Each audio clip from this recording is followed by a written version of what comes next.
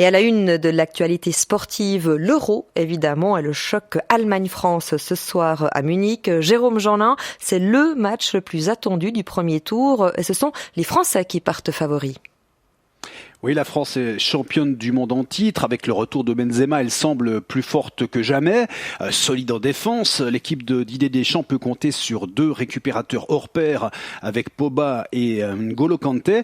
Et sur une attaque de feu qui comprend Benzema, donc, mais aussi Mbappé, Griezmann, sans oublier Coman et Giroud. Une abondance de biens qui pourrait se révéler explosive à l'interne, mais qui est parfaitement cadrée par un entraîneur qui fait l'unanimité. Et tout le contraire de l'Allemagne.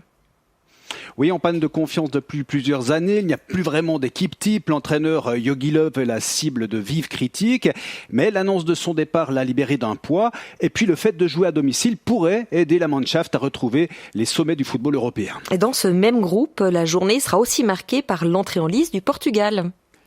Oui, le Portugal qui est champion d'Europe en titre, qui entame la compétition par un match contre la Hongrie à Budapest.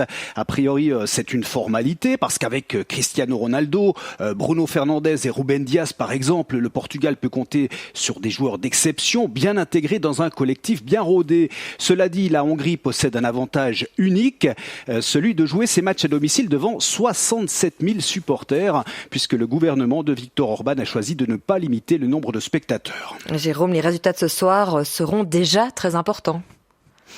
Ben oui, parce qu'avec la France, l'Allemagne et le Portugal dans le même groupe, la concurrence est féroce. Alors imaginez par exemple que l'Allemagne perde ce soir, elle aurait l'interdiction de perdre à nouveau samedi contre le Portugal, sous peine d'affronter un favori en 8e de finale, voire même carrément d'être éliminé.